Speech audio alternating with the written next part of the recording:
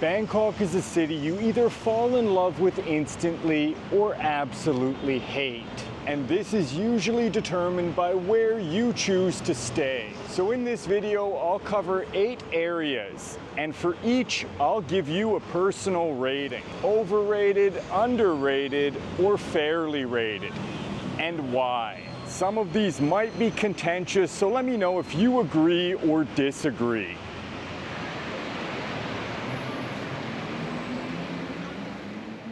Let's start with the area many first-timers end up in by sheer accident. If you land with no plan, there's a very good chance you'll book a hotel somewhere around Nana or Asok.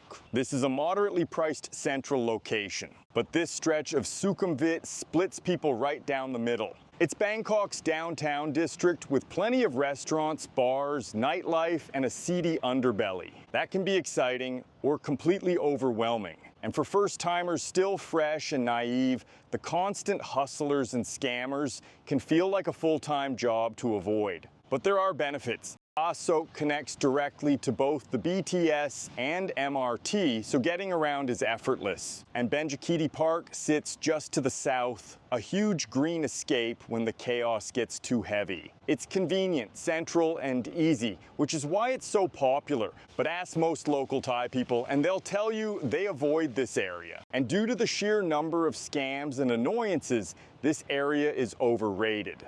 For recommended hotels, check out Ibis, Novotel, and Sofitel. Now, if you want the access without the headaches, drift a little west to Phrom Phong. It's more upscale, cleaner, friendlier, and actually liked by locals. Still close to everything, just without the circus. So it gets a fair rating.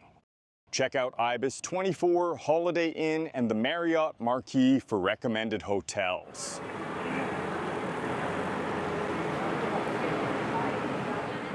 Let's move west to Siam, the upscale shopping district. If Bangkok had one true center, this would probably be it. There are malls, markets, cultural spots, walking streets, and constant events, all connected by skywalks that make life surprisingly easy. It links to both lines of the BTS, sidewalks are wide, and it's one of the most walkable parts of Bangkok. Everything here is bright, clean, convenient, and comfortable. It's family-friendly, and first-timers feel instantly safe, and you'll find a surprisingly diverse range of hotels to match any budget. As an introduction to the city, it's underrated. Check out Lub D, Mercure, and Siam Kempinski.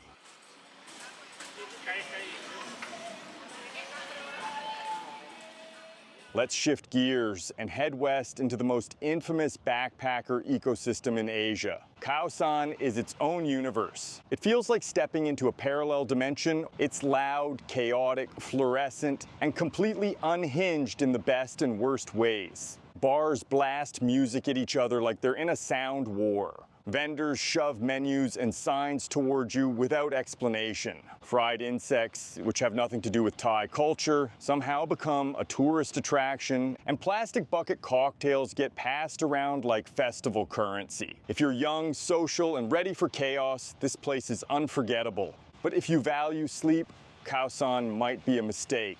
The music runs late into the night, and you're far better off staying on a nearby street where you can escape the chaos. The area is within walking distance to the old city where most major tourist attractions are located and accommodations are budget-friendly. But there's one major downside. It's all a bit removed from the real city. The entire area is disconnected from the BTS and MRT, and most taxi and tuk-tuk drivers will attempt to scam you. Use the Chao Phraya River network instead. Overall, Khao San is world famous and absolutely worth a visit, but as a place to stay, it's overrated. For hotels, check Saran Poshtel, Buddy Lodge, or Riva Surya. Now head south and you hit Chinatown, where Bangkok grabs you by the senses and refuses to let go. Yaowarat Road at night is pure sensory overload. This is a foodie paradise, from decades-old dim sum shops to legendary street stalls with recipes unchanged for 50 years. It's one of the oldest and most historic areas of the city, with temples on nearly every corner, and it's connected to both the MRT and ferry network system. This is an absolute must-visit destination, but it's not well known for its accommodations, and it can be a little bit chaotic. It's fairly rated. Check out Asai Hotel Royal or Shanghai Mansion for highly rated accommodations.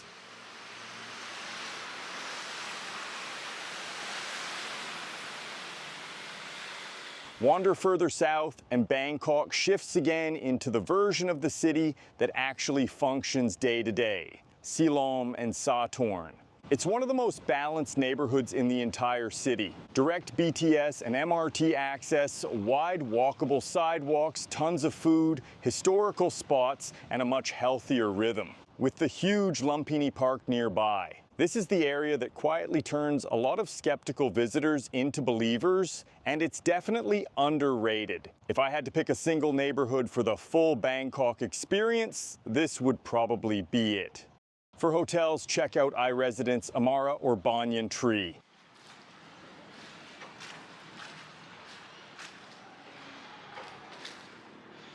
Shift further west and everything changes again. Welcome to the Riverside. The chaos fades, the air feels cooler. This is the most peaceful part of Bangkok. You get stunning river views, ferry access, BTS connections, rooftop bars, historical temples, and Icon Siam, one of Asia's most impressive malls. This is the Bangkok of slow mornings, soft evenings, and scenic pier walks. Romantic, peaceful, and incredibly easy to fall in love with, especially for couples or anyone needing a break from the intensity. All the major attractions lie along the riverfront and are easily accessible by ferry. This area has award-winning luxury hotels. Check out the Four Seasons at Chao Phraya River, Capella, and the Mandarin Oriental. All three rank in the top 10 best hotels in the world for 2025. This area isn't cheap, but it offers a unique honeymoon setting. It's underrated. And if you want to save some money, just cross the river to Thonburi. It's quaint, idyllic, and peaceful. Perfect if you want a very calm local environment. Check out Hop Inn, Krung Thonburi, or Ibis Riverside. Now let's return to Sukhumvit and head to Thong Lo. This is the trendy expat hub. Sleek cafes, co-working spaces, rooftop bars, and some of the best restaurants in Bangkok. The big Japanese community gives it a little Tokyo vibe. It's extremely livable, directly linked to the BTS, and hugely popular with expats. It's great for lunch or a night out, but for newcomers, it's a little bit far from the major tourist attractions. It's overrated. But if you're looking to stay in the middle of the trendy social scene, recommended hotels are Playhouse, Grand Center Point, and the Marriott. And one last bonus area, Ari, a more local district with cafes, tree-lined streets, coffee shops, and a quieter, walkable vibe. If you're looking for a peaceful local experience of Bangkok, this is ideal. There are plenty of restaurants and shops alongside the nearby BTS, which makes it easy to explore the city. But accommodations are still limited and it's fairly rated. Check out the Yard Hostel or the Quarter Ari. And that's it, the 8 most popular areas for tourists to stay with my personal rating. Let me know your thoughts in the comment section and have a great day.